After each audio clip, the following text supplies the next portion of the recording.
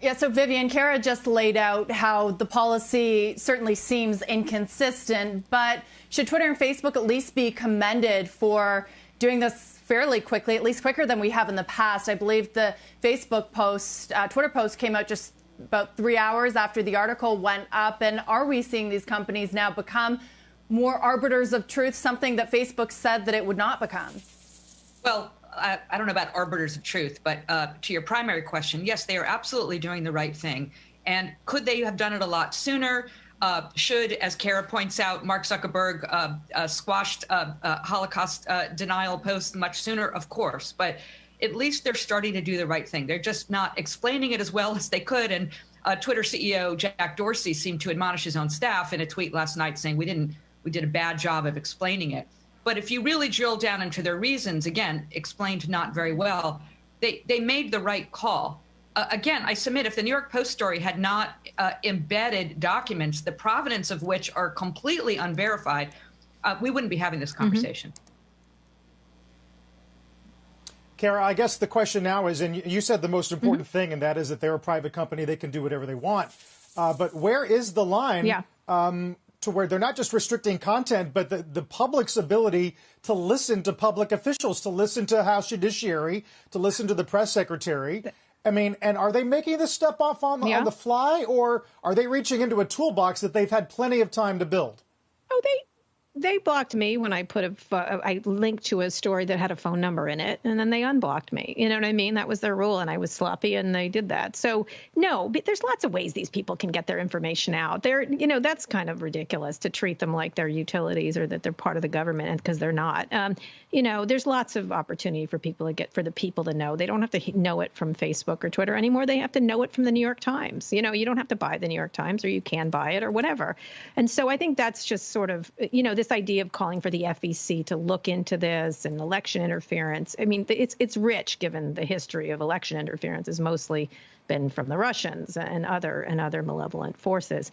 So, and also with the FEC, they don't have a quorum, largely because this administration has not put in the commissioners necessary, approved the commissioners necessary. And so, unfortunately, when Josh Hawley was calling for bringing this to the FEC, he knows full well they can't meet because they don't have a quorum. And so the whole thing is just a lot of noise right ahead of the election. You're going to see a lot of these stories sort of pop up and suddenly bubble up. And I think it's going to be a real problem for these companies. And they're either going to have to very much explain what they're doing or not do it at all, which I think is what they've been doing for years now. So now that they've waded into this, they're going to have to wade all the way up to their neck in it.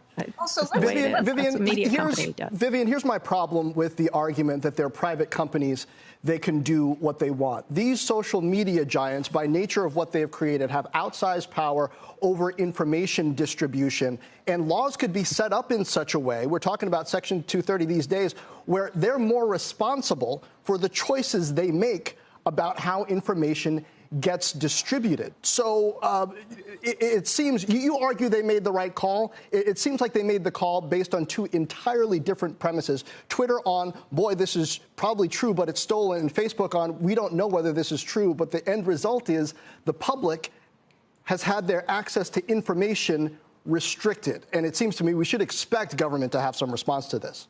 Well, let's be clear. This nonsense narrative that Facebook in particular is squashing conservative voices is demonstrably untrue.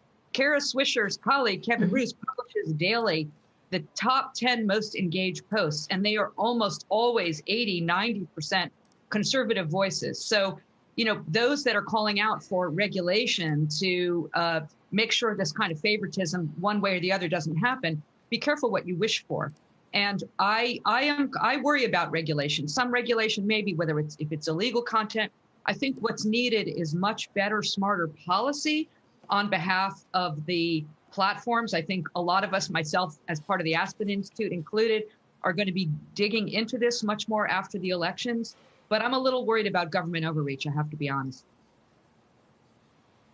And also, John, they are private companies. Can I just say, Carl, they're private companies. Yeah. Like you can then make laws, but there aren't any. So that's the problem of all these government officials. So you can complain all you want, but they are private companies that can do what they want. And if the penny is suddenly dropping for everyone, well, don't say we haven't warned you.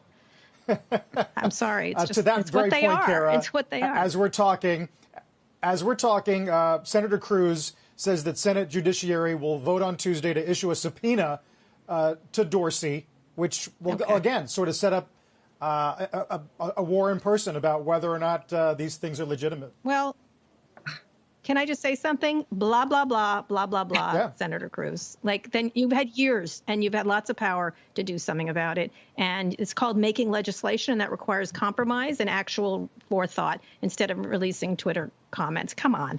It's just political. And they got to stop and actually make policy. Yeah.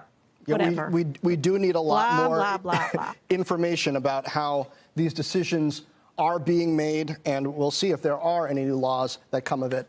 Vivian, Kara, thank you. Shepard Smith here. Thanks for watching CNBC on YouTube.